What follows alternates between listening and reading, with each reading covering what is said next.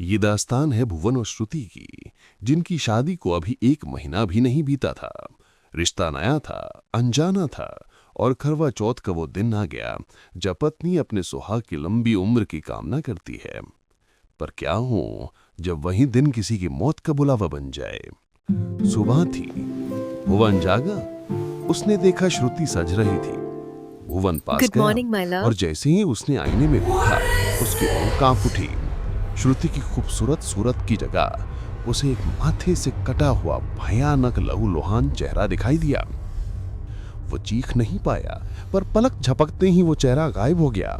भुवन ने खुद को समझाया, अंधेरा था, नींद का असर होगा। मगर आतंज यहीं नहीं रुका।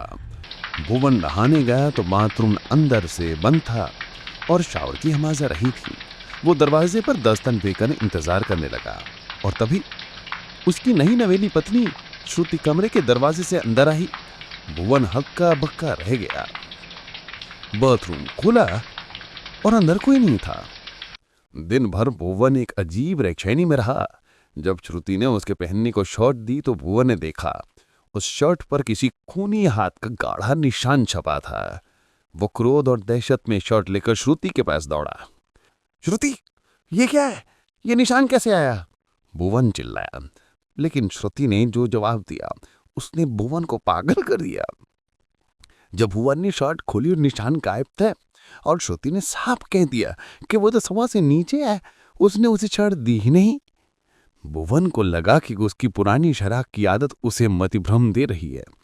वो थक हार कर डर से कांपते हुए दोबारा सो गया। जब भुवन उठा तो रात हो चुकी थी। श्रुति अपने शादी का जोड़ा पहनकर उसे करवा चौथ का व्रत तोड़ने के लिए छत के लेके आई। चांद निकला, बड़ा साफ और सुंदर।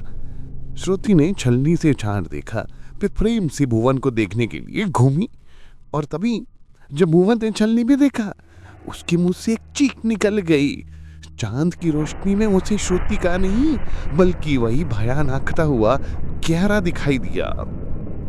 अब फिर उस छलनी से एक ठंडी कांपती हुई आवाज है, क्या हुआ सोनू?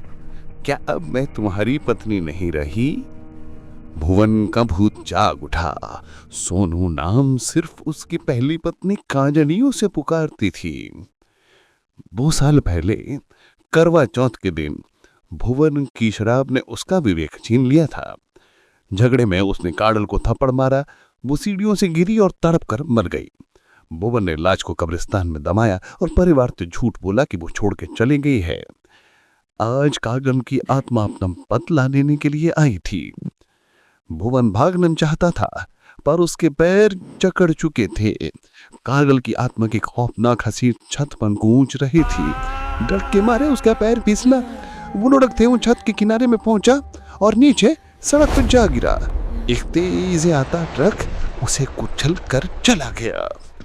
जब श्रुति नीचे भागी, उसने अपने पति को मृत पाया और जब उसकी नजर छत पर रही तो उसने देखा कि भुवन की लाश के ऊपर कादल की भयानक आत्मा खड़ी है। आत्मा ने एक अंतिम बार श्रुति को देखा और हवा में विलुप्त हो गई।